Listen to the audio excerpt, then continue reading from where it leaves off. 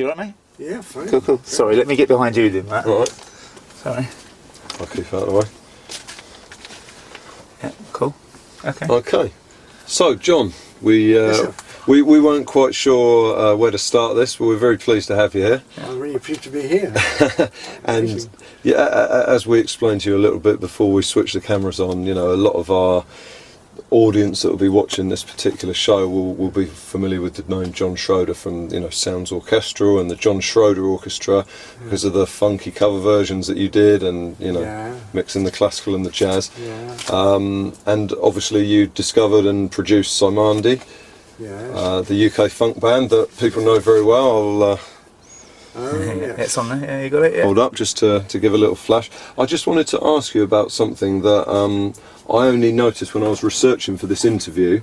The Samandi album is actually from 1973, it says here, the first album, is that correct? Yeah, it is the first album, yeah. Yeah, it's just that I discovered that on this particular Sounds Orchestral album, The Amazing Grace of Sounds Orchestral, I'll pass. Actually, there was a picture of that in your book that we'll discuss in a minute. All right, yes.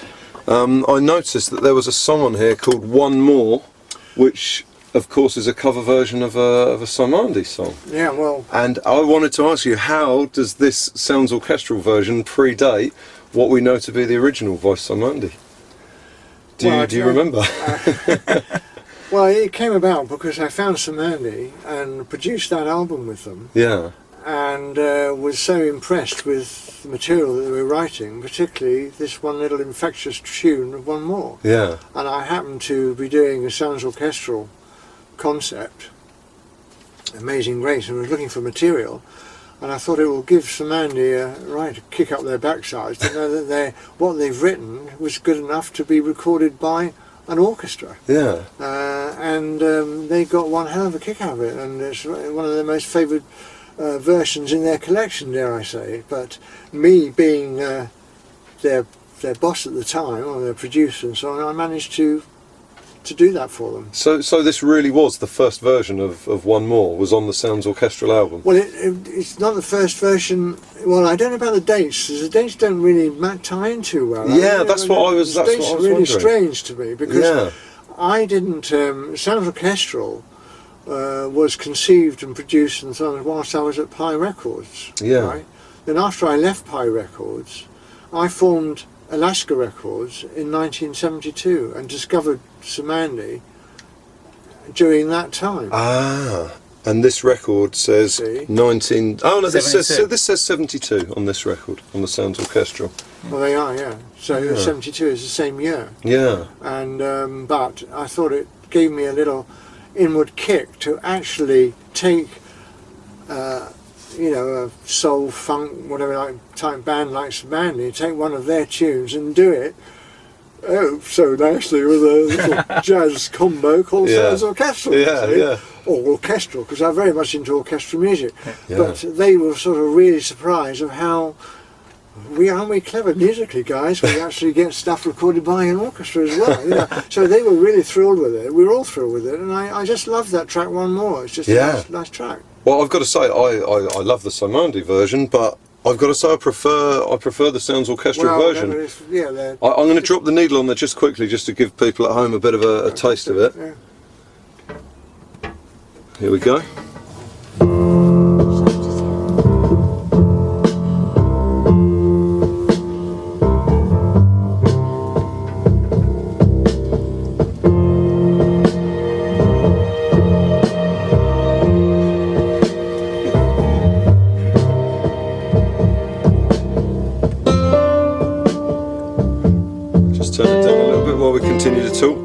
So that's presumably Johnny Pearson on piano there. Yeah. Fantastic. He's fantastic. Really. He's very amenable to doing any of my ideas like this. Samandi with a drum, but when he listened to it, he said, "Yeah, shall we do something? You want to do it? Do it." But I mean, I was the producer. I put the stuff together.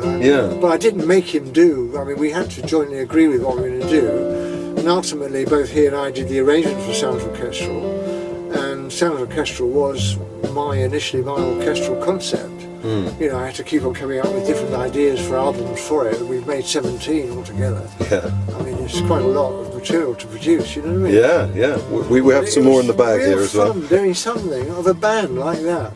And you don't often get a chance of doing something like that. No. But me being in the powerful position that I was, within the confines of a record company, I could do it, you know what I mean? It was a thrill to do it. Yeah, that's fantastic. Like I say, that was almost an accidental discovery on my part. The fact that it seemed to predate the actual Cymande Well, yeah, as I say, I don't know album. about the dates, but it was about the same time, you know. Yeah. And on the subject of Samandi, where was that single I just handed you? It by was the in way? the cover. Oh yeah, sorry. This was again just a little something that I brought to kind of tickle your fancy. This is a version of The Message by the reggae artist Tinga Stewart. Right. So I didn't know if you'd ever heard this before. I've heard Tinga Stewart, but I don't know. But you don't know. I don't think I've heard that. Okay. In fact, I know I haven't heard it. Okay, here you go.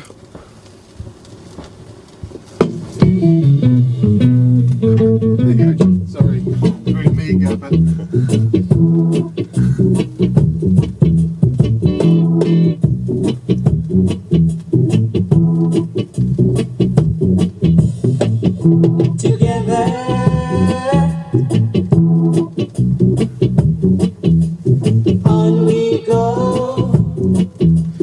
To be fair, fairly in keeping with the original version, just giving it the reggae treatment. It hasn't got the soul.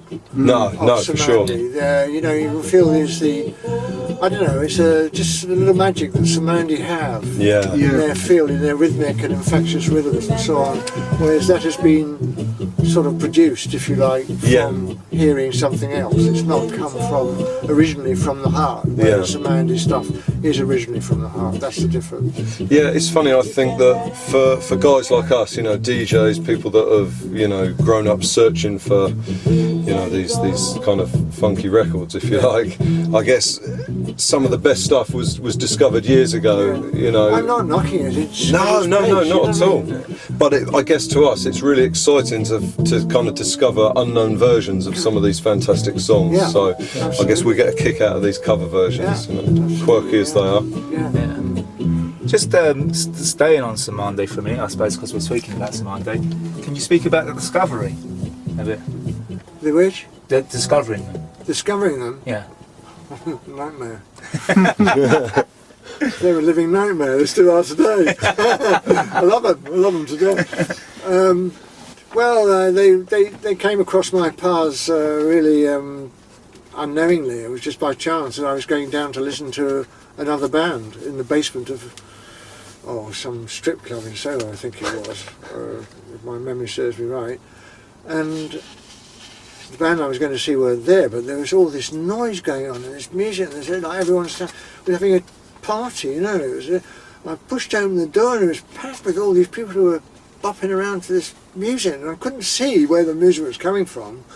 All I knew is that the rhythms that I was hearing were incredibly infectious. And the brass was violently out of tune.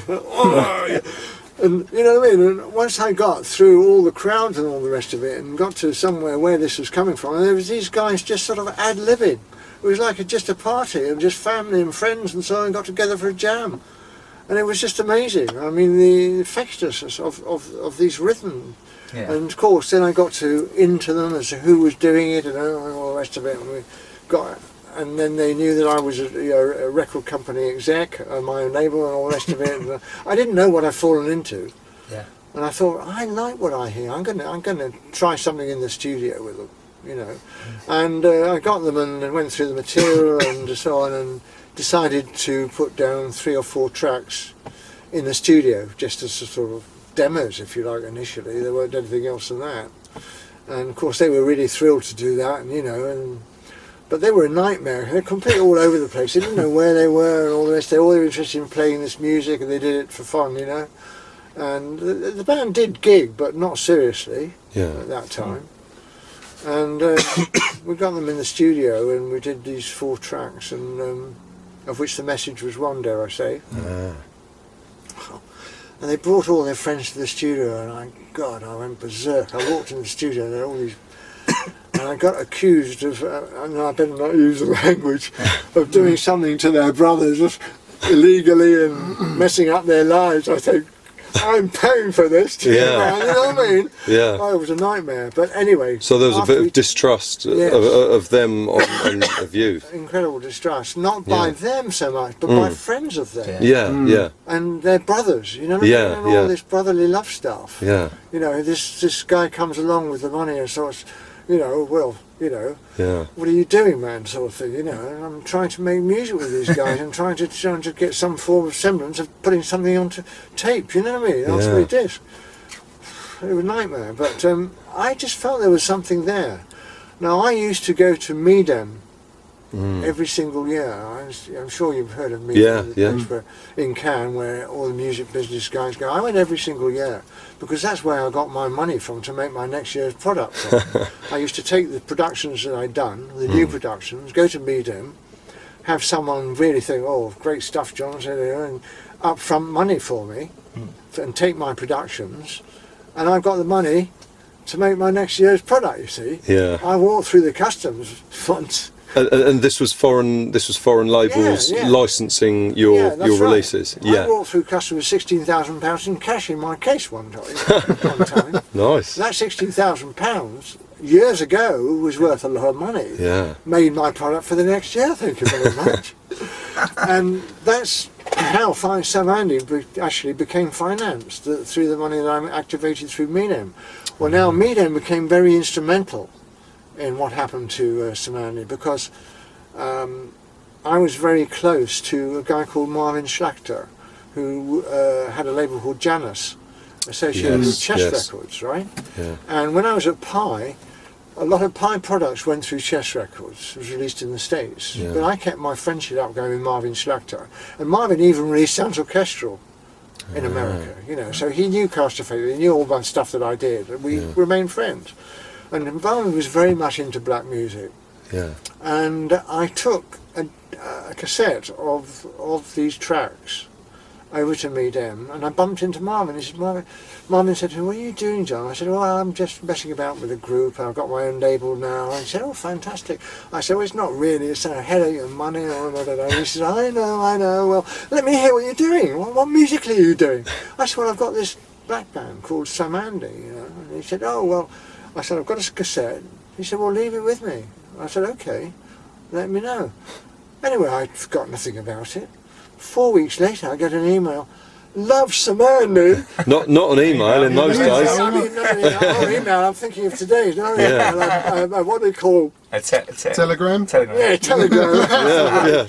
Telegram. Carrier pigeon. Love Samandi. Love the message. You know, want a release. Yeah. And that was the start of it all. He went absolutely bananas about it, and they released it, and the message became a sort of underground type record. It was played all sorts of stations. It got an incredible reaction from the sort of college movements and things, all this, and then it broke big, and it started to broke the national charts, and it just broke wide open and made the top 20. This is all in the States, right? All in the States, and all this time, had the UK just pretty much slept on it? The UK. I mean, the problem with the UK was Alaska Records had incredible distribution problems. A little label. The distribution was a nightmare. And the first distributors I had in England was President, a label called President. We won't go into it. And after I ended up with EMI, and I thought EMI, oh, fantastic, you know. But the trouble with a label like EMI, they're not, although they were glad to have Alaska Records to distribute, they were more concerned with getting their new Beatles product, or their new Stones product, or their new this to the shops. So when I got a record that was selling, or we showed signs of selling, it didn't get into the shops. So when there was a demand for the message, it didn't have it. Yes, you were a teenager in those days, and you walked out with your little money in your hand, and that record wasn't in the shop, you'd go and buy something else that was in the shop. You've lost the sale. And that's why the initial Alaska Records product, of which, dare I say, blowing my trumpet, I think there is at least a half a dozen or more potential hit records on that label that never saw the light of day through poor distribution. But once you'd had the success in America and things had picked up over there and the band went on tour... It didn't make that much difference at all. It didn't? Because Samandi was like a cult band in England. It was like, it wasn't a top 20 type band. It wasn't a pop middle of the road band. It was more, had a fan following, more people into sort of funk music and, you know, rhythmic stuff. They were a small percentage, not like they are now. The market hadn't broken in those days, you know what I mean? Yeah. So I didn't get the attention. Samandi didn't get the attention, but America, I said to guys, I said, you know, you've got an American manager now I fixed up for you. What? I said, yeah, you're going to the States? What? they really got they got really scared about going to America. Got in trouble with the wives, you know. So, anyway, and they had no act, nothing put together. Yeah, they'd just been jamming previously, right? So they had to put it. I said to Patrick Patterson, who was the lead, for the lead guy, I said, you've got to get an act together, guys. You know, this is we're going to America. Yeah. Oh, don't worry, John, won't do it. You know. Anyway, there's a lot of dissension amongst the group because they got flack from all around about going to America. Yeah. I mean, nobody's here going to America, and not only that, doing a tour with Al Green. Yeah. Support band Al What an Green. Oh, man, it was absolutely terrible. But I went over with them, and they went down a storm. They did an audition.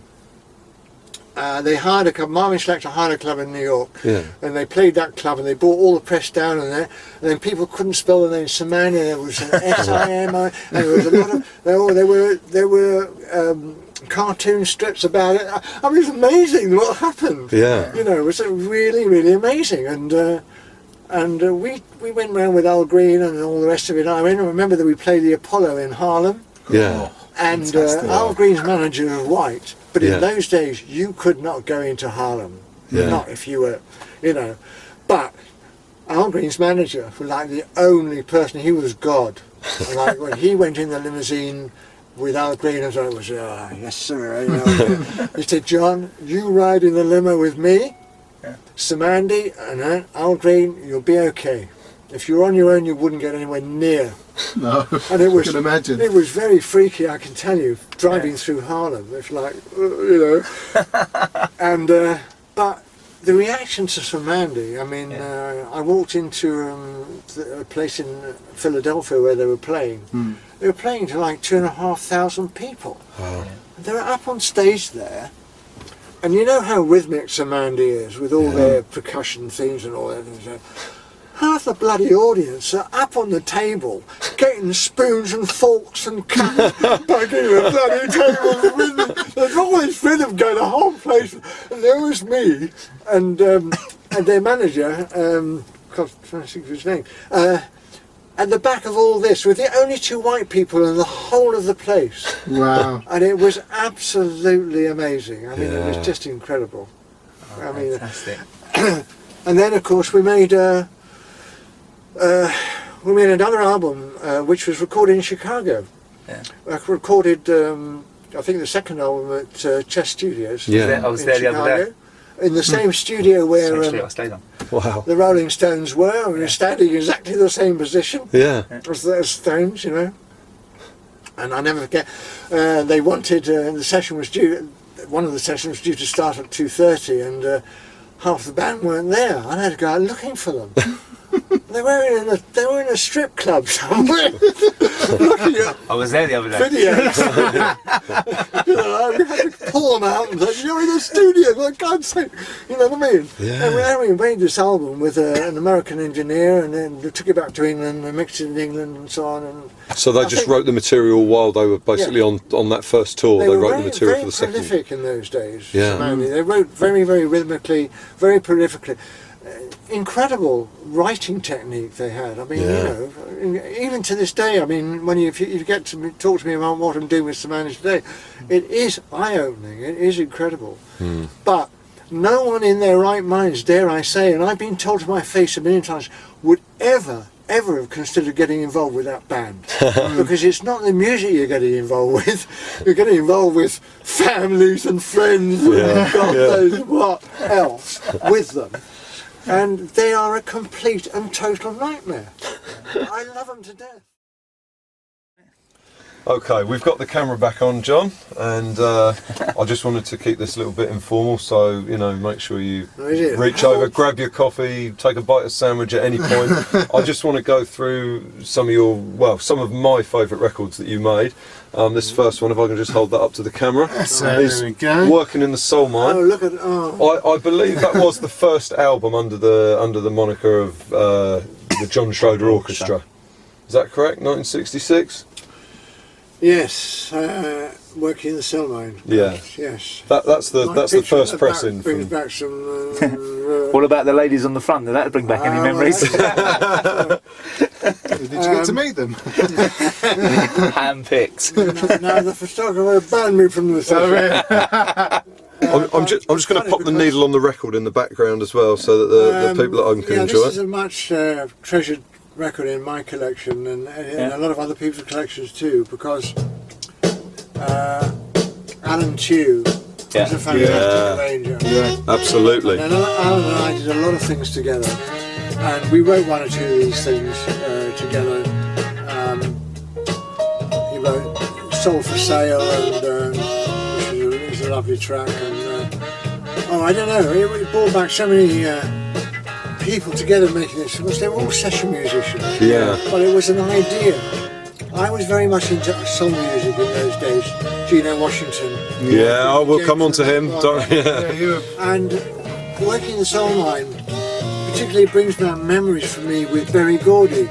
You know, whom I wined and dined at the Talk of the Town, consummated the distribution rights for Oriole for the Tamers Motown label. Yeah. So, I mean, there's some of these stuff on here in the material that I've used. You've Lost That Loving Feeling, I mean, incredible record.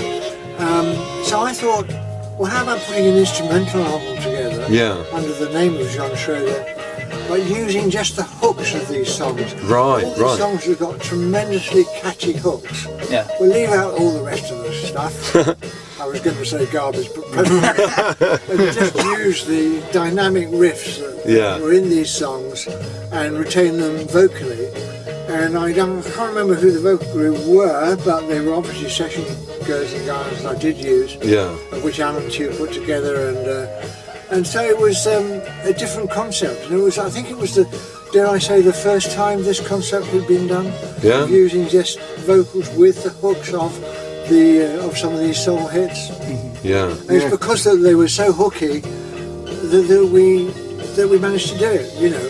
And do you happen to remember which sort of session musicians? I know you've got an incredible memory for detail. Do you remember which session players played on this particular album? Because the drums especially are what sort of stands out on this version of Get Out My Life Woman. Do you remember who that was on the drums? Well, I'd guess I would have been Kenny Clare or Clem Catini. Okay. Clem Catini is a name that you would know. Absolutely, well, and Kenny Clare.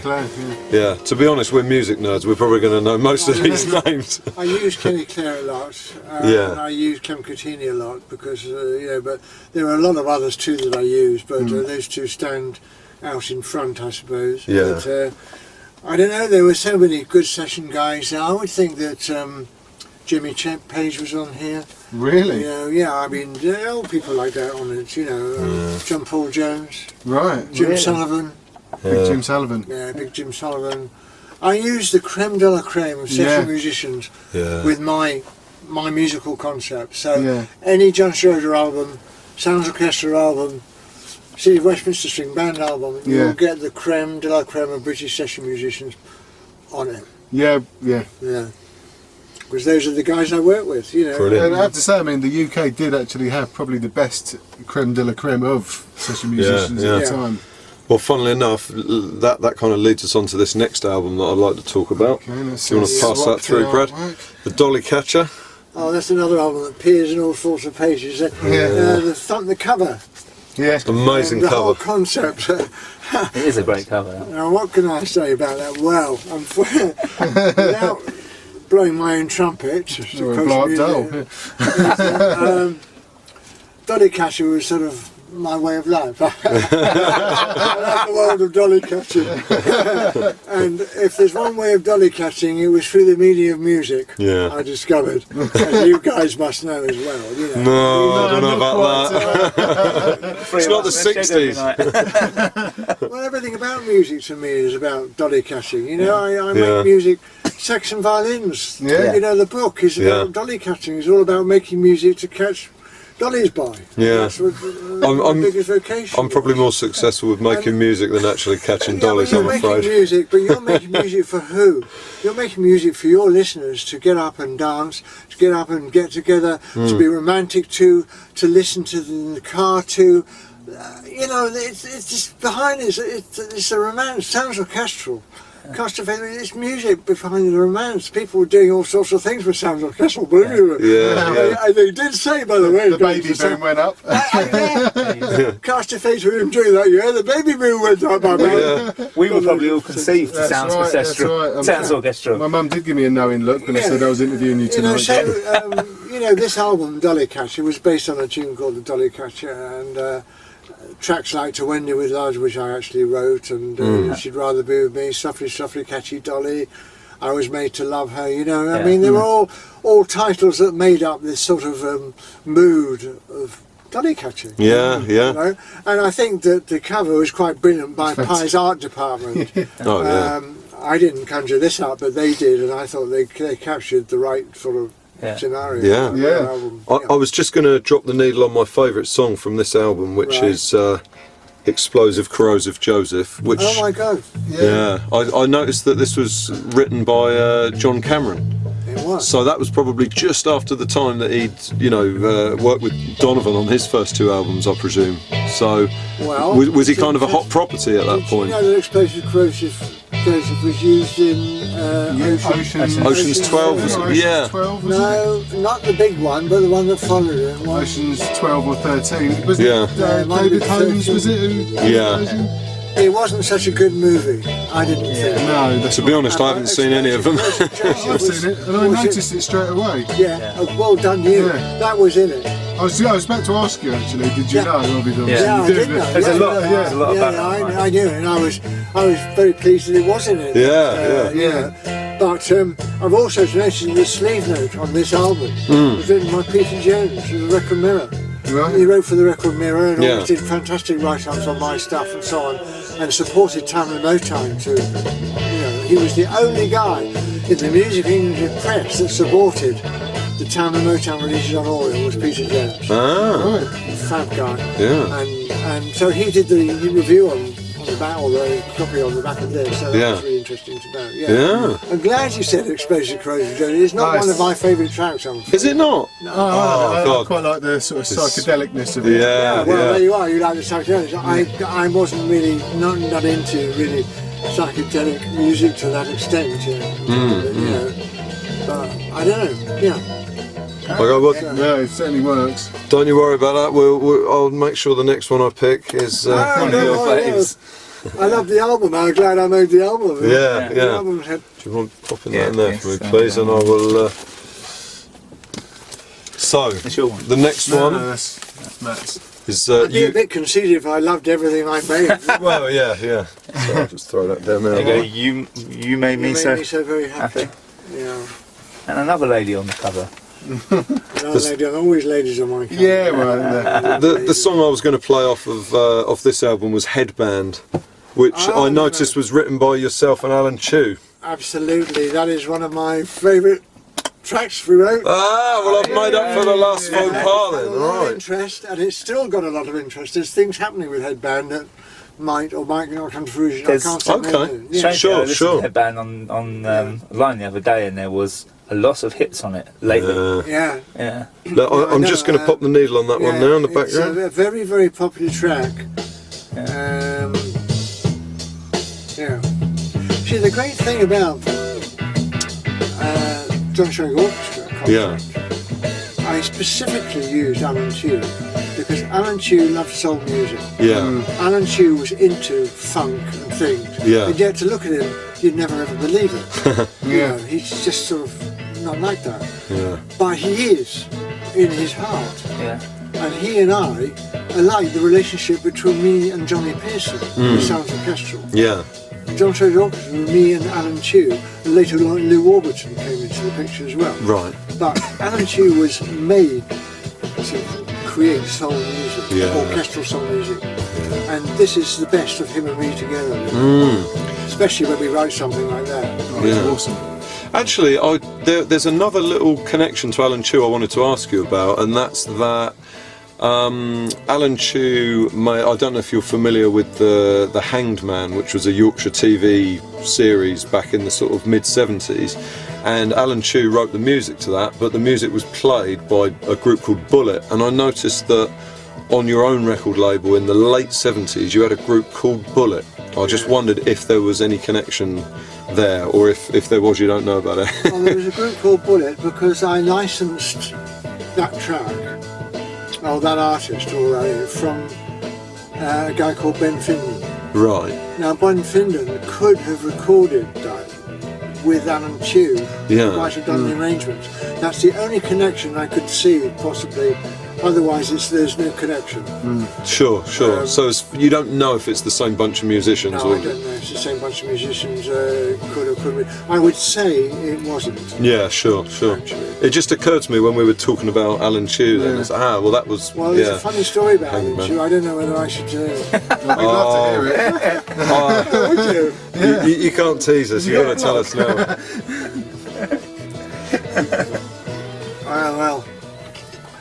Well, Alan Chew, we became very good friends, and and so we got to know each other personally and all the rest of it. Yeah. And, I don't know if you knew, but he had only one eye.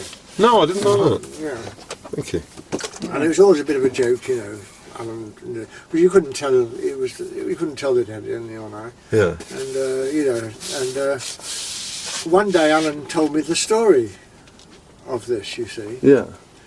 And he was in his car driving late down some road or other, and coming along was another car that absolutely refused to get out of the way, and Alan said, well, buddy, I'm not getting out of the way. Anyway, they happened to hit head on, and it was he nearly lost his life. I mean, he killed himself, obviously, because, but it was the other car's fault. He was in the wrong. Alan had the right of way, but the other guy refused to let him, or whatever. So they hit each other. Yeah. Okay. So he ends up in hospital, right? So he didn't know at the time, but in the same hospital was the guy that hit him.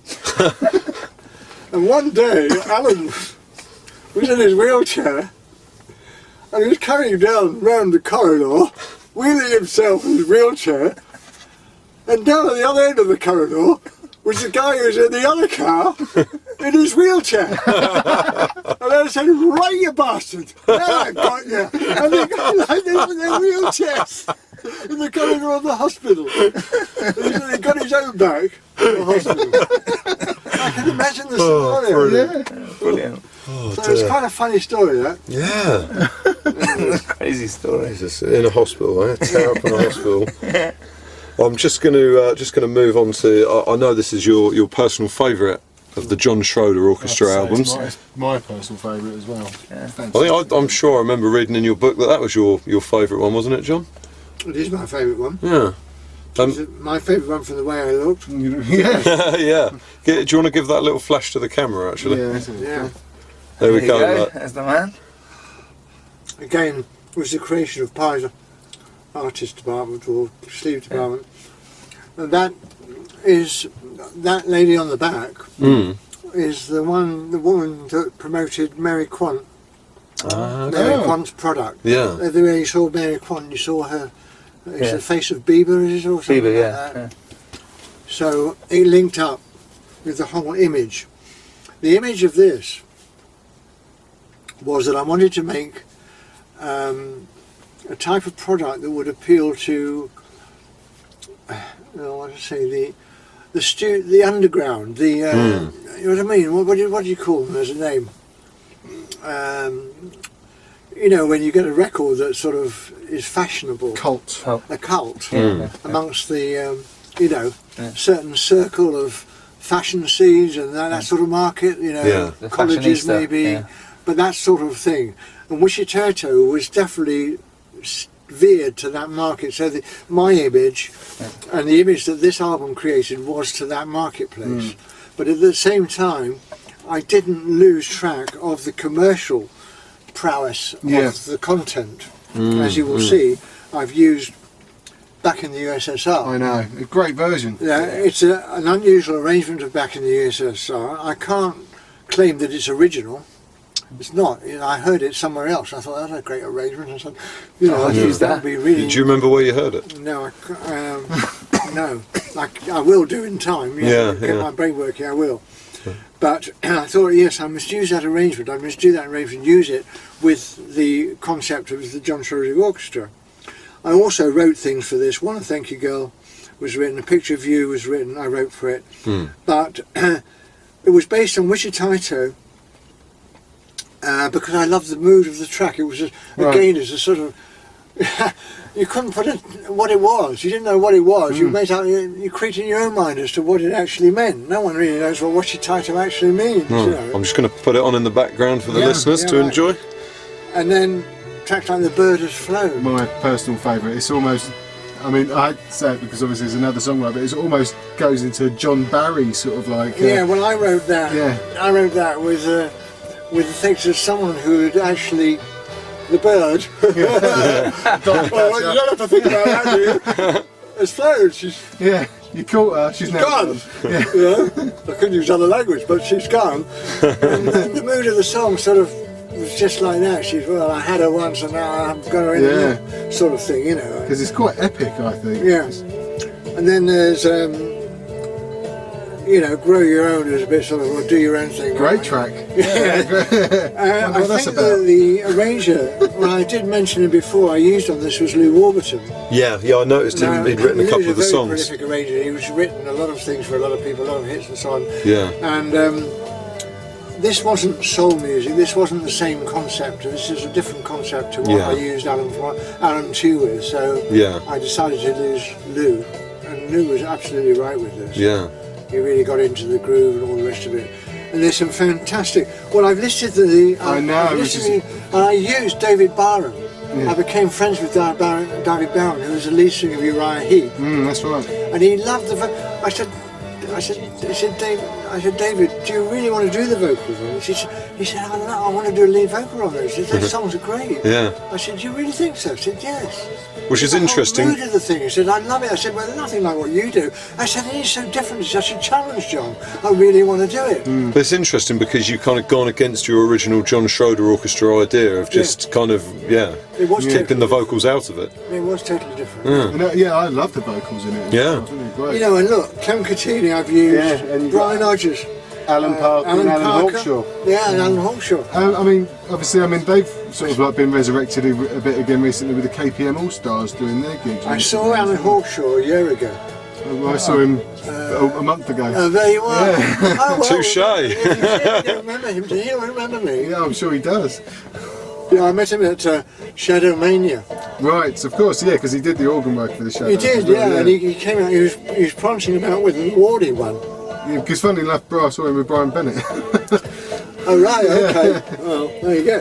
So you know, I mean, all these people, you know, Ray Davis and then John Carter and Ken Lewis. John Carter, Ken Lewis are very close to me because of the Ivy League who I produced. Oh yeah. In the early days. Yeah, another Piccadilly pie. Yeah. Funny How Love Can Be, and I don't know what else we did, but they were very strong. Yeah.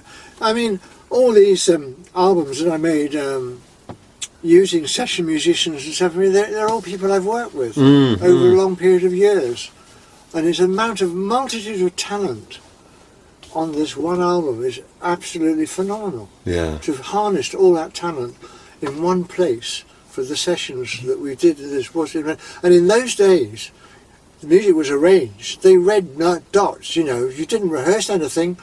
They'd probably come from a session doing classical music in the morning, come to Pi Studios or wherever in the afternoon, have the dots put up on the screen in front of them, and got to play it.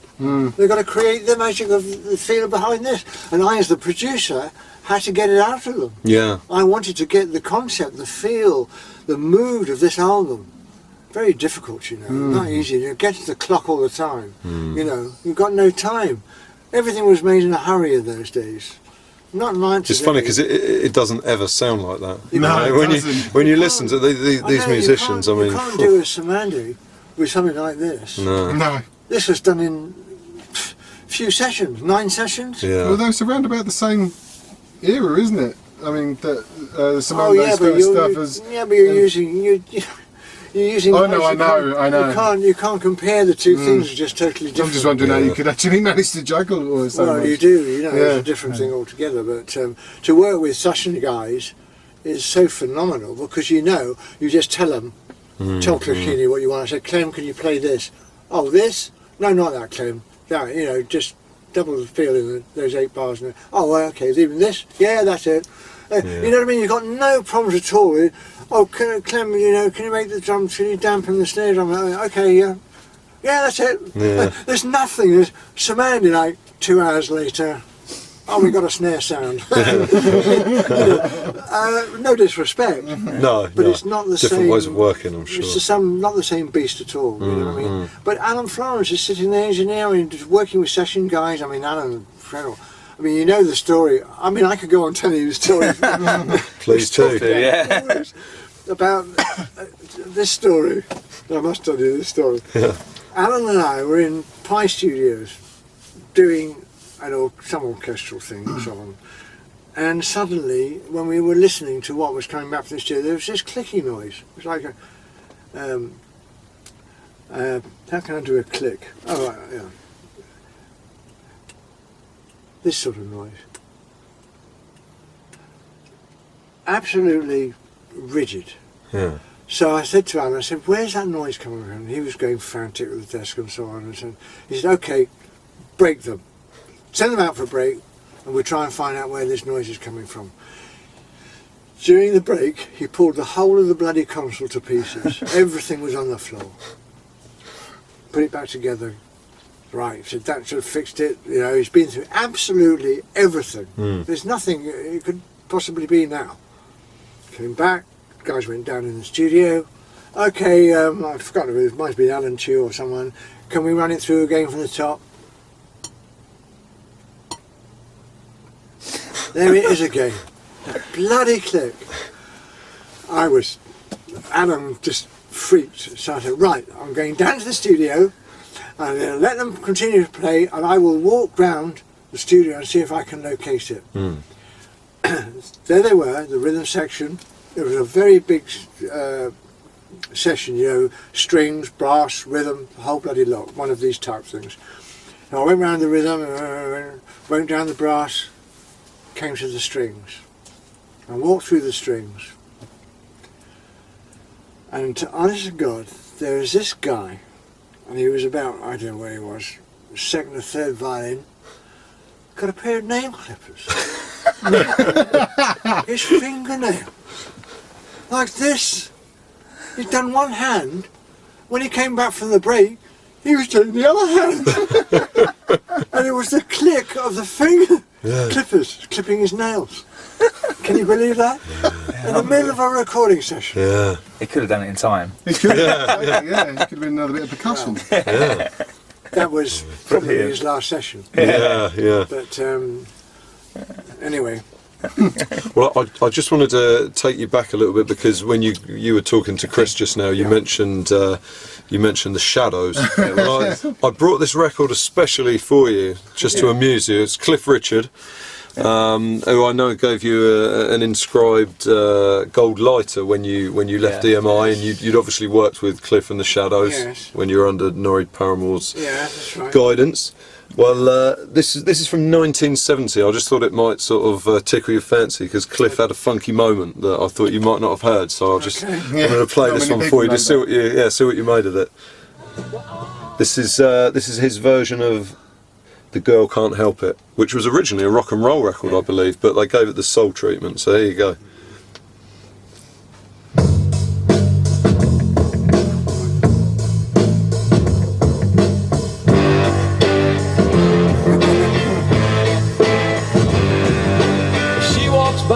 the men folks getting grossed.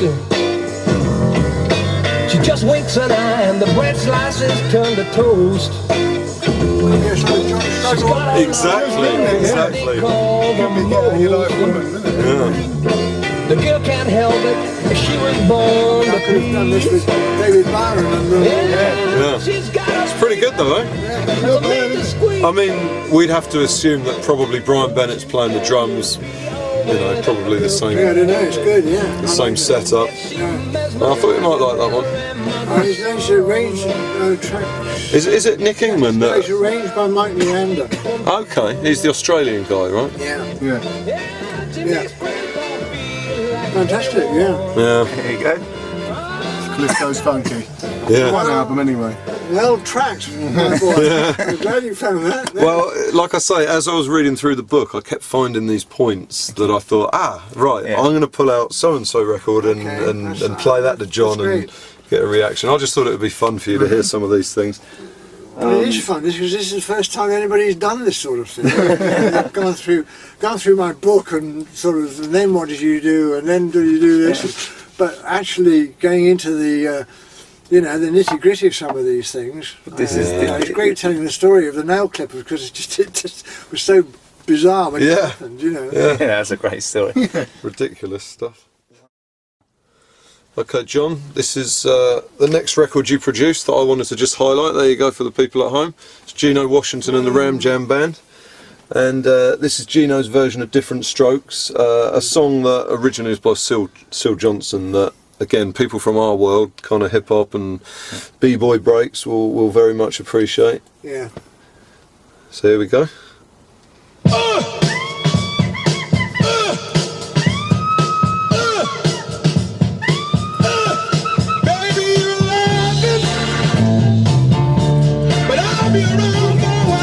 I've never seen Geno live, no. Well, in those days it can't be repeated now. Geno's still working. I saw it.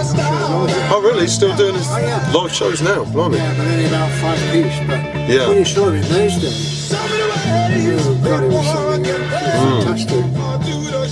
And again, actually, it was something I wanted to ask you that I'd read in the book that you'd actually, again, just to give an idea of what a pioneering kind of producer you were, you actually built a studio setup around a nightclub situation to sort of capture Geno's live magic. I was always thinking of new ideas to record new things and new people and different ideas and so on. And I got to see Geno Washington live. Yeah. And I thought, how the hell are you going to capture that on the record? I mean, you're just not. Not the way we make records, you're never going to capture that. No. You could record them live maybe and, do something. And, I had this terrible problem. I was driving back from a gig, from having seen them, thinking, how the hell can I get, this live thing and a recorded sound as well? Yeah. And I came up with that, and by the time I got to London, I had the ingenuity. I thought, right, we'll turn the studio into a club. And this is in what, 1967, 1968? And I thought of Louis Benjamin's face when that was. I thought I was going to be out on my ear with this one. Yeah. I approached Alan Florence first. I said, Alan, I want to change Studio 1 into a nightclub. Yeah. What? I said, yeah. I want to build a stage at one end of the studio and put this band I found called Geno Washington one end and invite their fans along. So you get the live thing and you to set up the mics as we were going to make a record in the studio. I said, that way we kill 2 birds with one stone. Yeah. We have the mobile recording unit outside and so on, and then, we have all the kit. When I put it to the management, my God, they freaked. Lou Benjamin went to bed early, Les Cox said, oh, Christ almighty, said, what all the police, they had to get the police permission, and just close the street. I mean, it was an incredible thing to do. As far as you know, was that the first time that somebody had actually thought to do that, to actually turn a recording studio into a nightclub? As far as I knew, it was the first time that somebody had taken a recording studio that had, after all, recorded the likes of God knows who in it, and made hit records all over the bloody world, suddenly become a club. Just for one night? Just for one night, Incredible. And, I mean, Les Cox just nearly had a heart attack. He said, I don't want to know. He said, I want to know. He said, I'm going to turn my back. And he said, it won't be beside you, John, if anything happens with the police or anything like that in the morning. Yeah. And do you know, it went like clockwork. I got Geno's management to police it as well. Yeah. And they got the fans, they were all very good. They didn't drink or anything other than soft drinks. We got them like it was a proper Geno Washington gig. The band came in, they came on stage all dressed in their gear and all that. It was fantastic. It was Pie's biggest selling album for 3 years. Fantastic. You know? And I got the DJ, who was it who DJ'd it? Oh, you'll know him. I can't remember him. He actually introduced it like a live gig. Oh, you mentioned it in the book. Oh, yeah. What was his name? Oh, I can't think of his name. He's really, really well known. Not Alan Freeman. Yeah. No. It'll come to me eventually. But anyway, he did an introduction to it and introduced me and Geno and the band, or the whole thing, and it was recorded live. In point of fact, I mean, this album that I actually got in my hands is not the original album, it's the Marble Arch release. Yeah. And some of these tracks were actually recorded were on the Foot Stomping Funky Butt live album. That's the original album. Oh, I see. This is not the original album. Even though they've taken off the reproduce what we did, it's still a Pie record, but it's released on Marble Arch, which is the low budget label. Yeah. So it's not the genuine article. Well, funnily enough, this might be too nerdy even for you, but Different Strokes, the one we just played, that comes on a either 3 or 4 track EP. That's right, yeah. But I was told, because that, and I think it was from about 1978 or something like that, it was issued a little bit later, but someone told me that there is actually on Pie a one-sided single of Different Strokes, but I've never seen it with my own eyes. So No, I've got that EP somewhere. Yeah, the EP is, you know, relatively easy to turn up, but I wasn't sure about But that. you see, the Marble Arch were a label unto their own, whatever they had their own people doing all the artwork, and they went and conjured up one of these cute titles that we had based on the original Geno Washington stuff. Shifters, Finger Click, Mamas, you know, was based on Foot Stomping and Finger Clicking Bunky Butt Live, which was, you know, and there was, you know, And then the second album, do you remember the album? The pink one. The pink one. Yeah. Trying to think the name of that No, album. they're so long, I can't actually remember. Yeah, the pink one followed it, you know what I mean? And they were all on a truck, weren't they? Oh no, yeah, or a go-kart or something. Like that, yeah. All right, anyway, moving on. This is, so I've just put the record down there. This is one that probably won't mean anything to you initially from the cover. I don't know if you'd like to share that with the people at home once you've had a look. But if you spin it over and have a look at the writers on there, you'll notice your old writing partner Anthony King. Interesting. So this is something that again, it's very known in our circles because well, you'll hear it's a fantastic song, but it's been sampled by a couple of people. I won't name any names, but like I say, this is your old writing partner, so I thought it might be nice to hear this.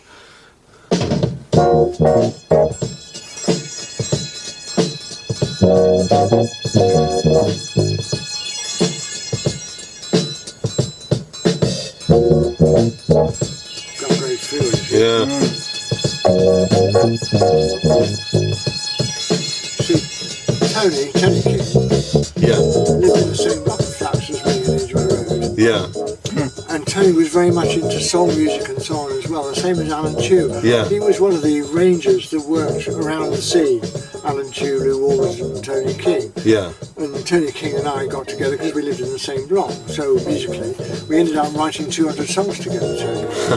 You know, we wrote High in the Sky for Eamon Corner and a lot of other stuff. Yeah.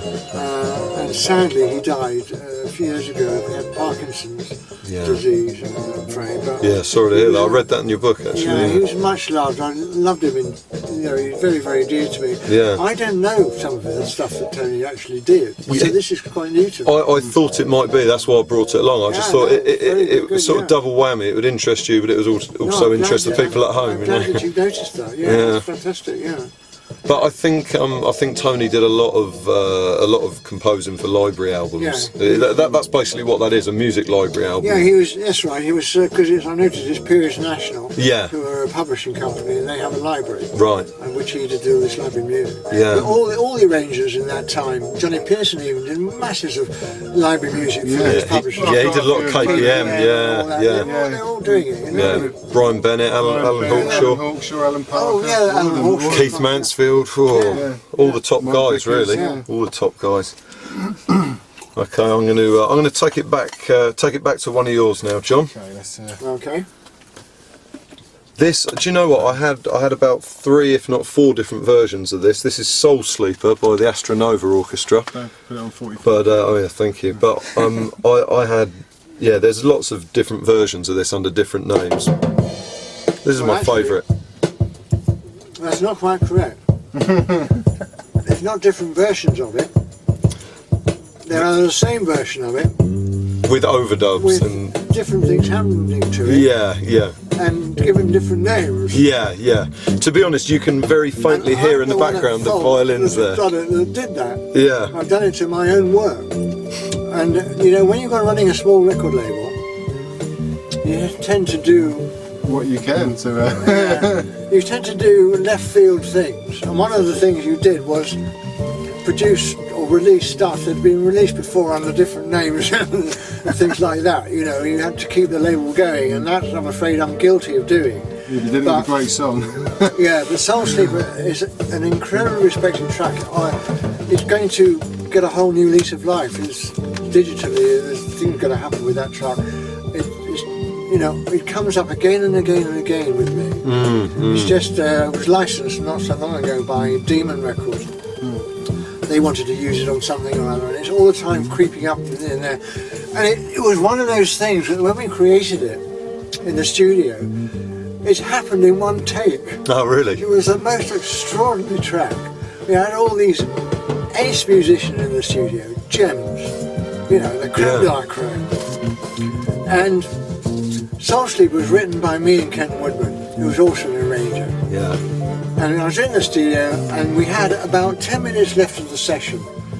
We'd done something else. We had 10 minutes left, but we still had this B-side to do. Yeah. So Ken said, "Oh look, we've got the arrangement of Soul Sleep that we've done." He said, "Why don't we just run it through, John, and see how it comes out?" And we put it in there, one take, and it felt like that. Yeah. We did a second and third take, but the first take was magic, the feel.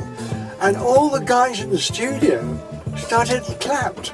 They said, fantastic piece of product. Brilliant. They said they really got into the groove. It just sort of happened so naturally. There were ad-lib bits and so on, and and there it stayed. And there it is. What you're playing now is how it was. Fantastic record. It's great. Yeah. There's another heavy little percussive breakdown coming up, but I'll move on swiftly to the next one.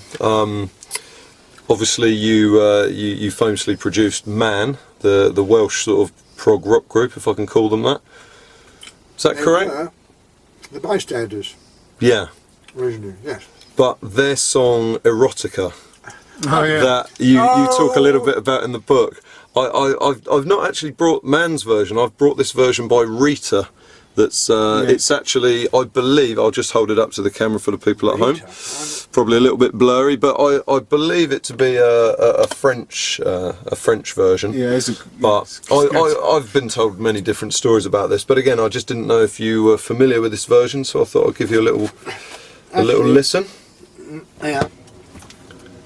Come on, baby, love me, please, love me. I'm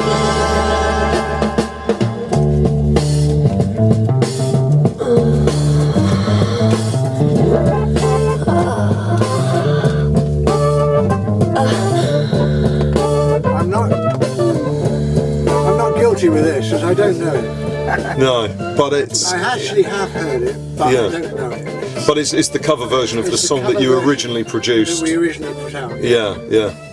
Lovely version. But yeah, somebody told me that it was a French porn star and that the backing band was... I don't... You didn't know her? You didn't know her?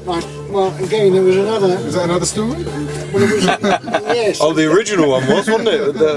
Yeah, we know that. Story, yeah. Hey! It is another story. But I can see the whole thing in my head right now. Again, we were making an album with this band called Revelation. Yeah. And it was the story, or the birth of man. It was man was born and goes through all the phases of his life. One of the phases of us men's lives, dare I say, is erotica. Is the So I thought, how are we going to interpret that in this concept? Yeah.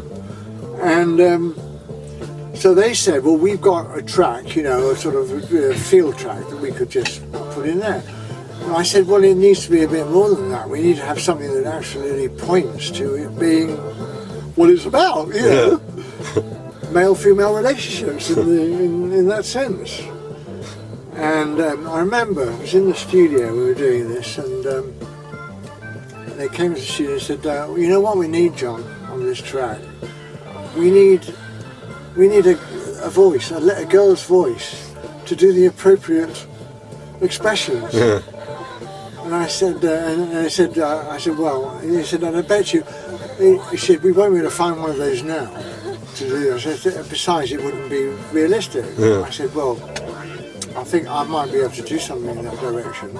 So they bet me an Indian meal that I wouldn't be able to find a girl who would do that track, vocal track, by 11:30 at night, and this was 7 o'clock. And it got to 11:30, and there was nothing else. See, John, I knew you couldn't do it. It was 11:45. Can I come in? This girl comes in this control room. Oh, you've wanted me to do a session, John. And I said, I'll do it.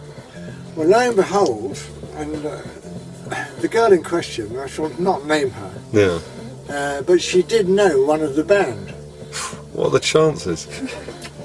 Well, it was just an extraordinary coincidence. So I said, right, this is what we want you to do. This is the track. Yeah. We want you to make noises that sound realistic.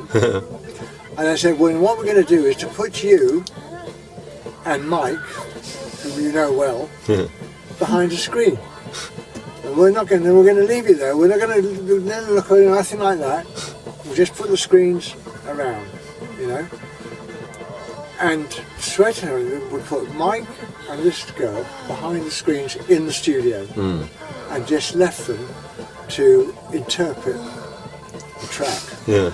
Now, the question is, did they or didn't they? Oh, so you don't know for sure, huh? I'm not going to say one word, not one word, because it came over as being not overdubbed, really, but it did sound authentic, which we wanted it to do. When I played it to Louis Benjamin, etc., they went freaks. They went completely bananas. They said, we can't release this stuff and stuff like this. What sort of record label? Or all the rest of it. Anyway, I said it's part of an album concept called Revelation. It has to be there. Yeah. It's a revelation of man. It's part of a band, So anyway, he put up with all that. However, it got to Sweden and they released the bloody thing as a single, and it became a chart single. So suddenly, the world started to get hooked onto this track. Yeah. And it's got quite a reputation. Certainly has. I was going to say, was it before or after Je t'aime? Oh, I don't know. I don't know when Je-Tai-To. I don't know. 69. You'll be best to find that from the dates. I don't know. Look, yeah. Well, this particular record says 69, but I'm not sure when your original with Man was. Not a takeoff. Wasn't a takeoff of anything. Not done deliberately as a erotic or sensual or pornographic record or anything like you like to put it in. No, it was sure. as part of an album concept Yeah. called Revelation, and that's what it generally was. Yeah, tastefully done. That's what it done, yes. We understand. Well. You don't have to justify yourself to us. There was a screen and everything. Yeah, there was a screen. I'm sure it was very tasteful what they were doing behind it. This next song, I'm really having a bit of fun playing this one to you because it's a hip hop record that samples a very famous record that you produced. So let's see if you can spot this one. I'll just drop the needle in the middle. This is The Signal by AOK, and See. I don't know if this would be your cup of tea, maybe not, but I just want you to pay attention to the chorus riff because I think it'll make you laugh. There's no price we can be bought for straight from the apple. This is the part in the center, legit, middle of the riddle. When I signal, it'll be time to rebel and tell them we ain't buying what you're selling. I've made my mind up, time's up for the wind up. Toys produced and controlled by hip hop guessers, suckers, sound suppressors. Do it.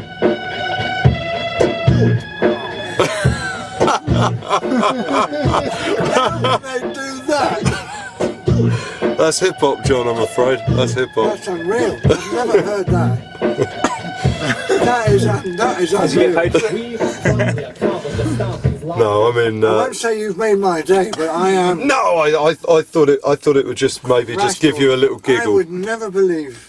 Yeah, it's from 1989. I'll just hold it up. I've got it on 45. Good Lord. Sorry, it's a little bit blurry if I'm trying to hold this up to the camera. That's But amazing. yeah, but I thought, you know, maybe for the regular watchers of Well, I tell you hot what. buttered soul music, Yeah, totally. might not necessarily dig hearing a status quo record No, in its but, you know, original sort of intended way. That riff that the status quo, I mean, the status quo is a mind-blowing story in itself in my career, which you read all about in the book. Oh, we have, I mean, yeah. nearly practically lost my job and everything. Really. Yeah. But saying that,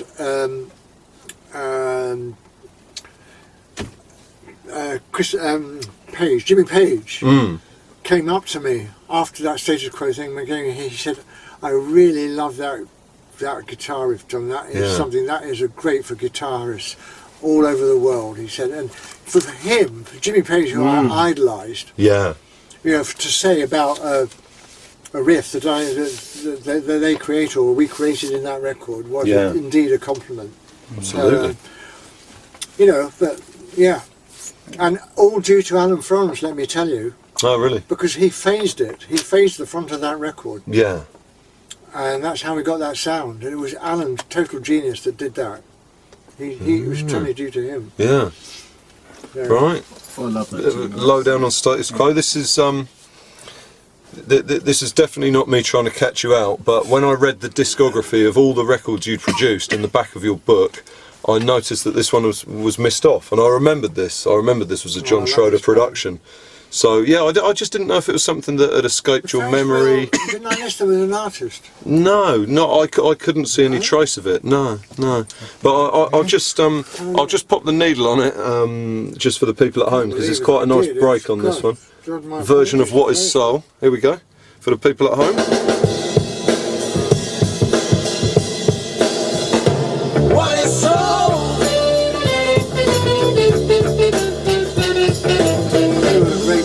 Yeah.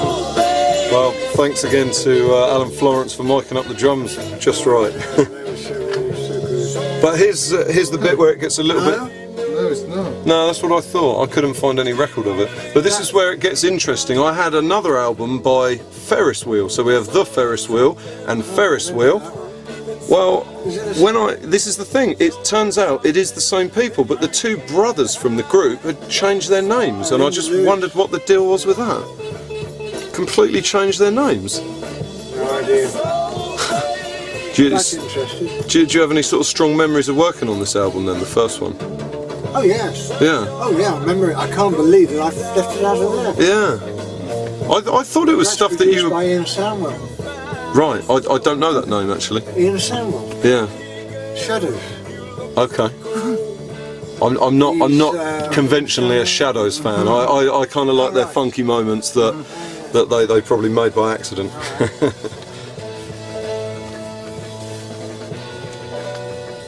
The Ferris Wheel.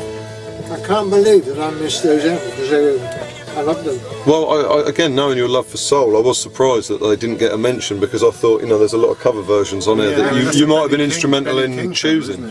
I actually what, sorry? made a big version. Yeah, What Is Soul, yeah. I can't believe it, I did that. Well, they get a mention now. Yeah, there you go. Look, it Sorry makes guys, up. if you're looking, I really do apologise. That was the only thing I could find though that you hadn't mentioned that I did have, and actually that brings me on nicely to this is possibly my favourite thing that you produced. A group called Trifle, the album's first meeting. Are they on my list?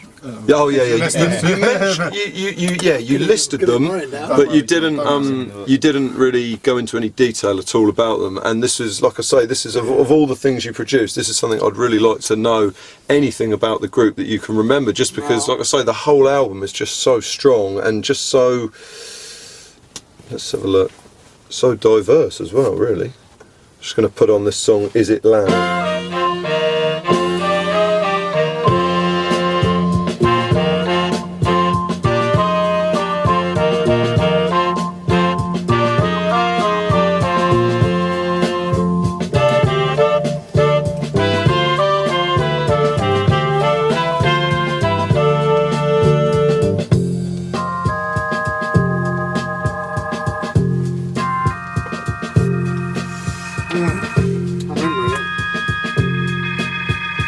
And well, it's funny, on the sleeve notes it even mentions that, you know, they just pretty much met up with you one morning and you know, got straight to work. Yeah, they did.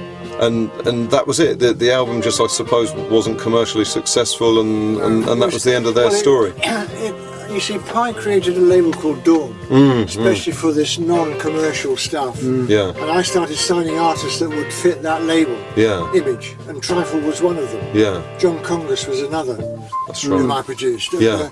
And I think I'm not sure, I think Man ended up on Dawn as well. But I think so, yeah. but Trifle never really happened properly for me. You know what I mean? It was an idea. They had a thing, but somehow there wasn't any support going around for it. Yeah. It got lost amongst the sort of label concept, and I think something that Louis Benjamin tried to get on the band mandate with and didn't actually pull it off. Yeah. It's a shame, really, because I do remember it. I remember the band, but Alan Fieldman particularly, who did, you know, the arrangement. But yeah. I wanted funny to. You got that. It's it really is a favourite album of mine. Good. I just wondered, were they the kind of group that pretty much came to you with all the material written, arranged, and you know, they seemed like they were probably, you know, all put together. the driving force, and you pretty much, you know, facilitated recording it so well. I oversaid it. I didn't produce it, put it in concept. I didn't do the arrangements or anything. I didn't get into any nitty-gritty with it like Samandi. Yeah, sure. It was all in-house. They all got it all together. And, yeah. You know. And this is a particularly nerdy question, but the drummer is credited as Chico Greenwood. Do you happen to know if that's an alias? Do you have any memories of that guy? No. It's just, again, it's a small world, but a friend of mine in Chichester, Daryl, recently met a girl whose dad said he was the drummer in Trifle. I don't remember his name offhand, but we've been trying to research it since, but no joy. But I figured it was a long time ago. Always worth asking. But and also they've covered a song on here called Home Again, which was actually on an American album called Archie Whitewater. That was the name of the group. That was on Pi Records in the UK. So I wondered if that was the connection. Why? Because it's quite an obscure album to begin with. So for a band on your label to be covering such an obscure record that happened to get a Pi release in the UK, I just wondered if, you know, because you say in your book how you were going on a meeting with loads of different publishers trying to sort of pitch their songs to you to get them covered by your bands. Yeah. I just wondered if that was the likely way that came about, because it's a really obscure song. That's very possible. That would have happened. Yeah.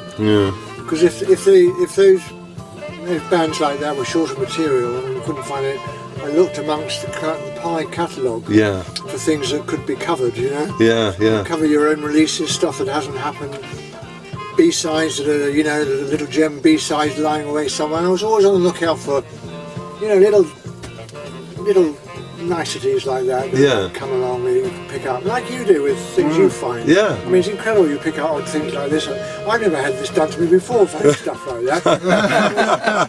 There's a band called Genijalog. Yes. I don't actually own that. It's unfortunately a bit expensive. I produced that. It's a real weird name, you know. They were managed by a guy called Robert Wace. Now, Robert Wace was about 7 foot tall. He also managed David Garrick. Okay. whom I produced. Yeah. And we had, you know, some hits with Dear Mrs. Appleby, if you remember, Lady Jane, and a few other bloody things. Yeah. But it's just funny. It's a small world. It goes round and round about, does. you know. Yeah. It's really strange.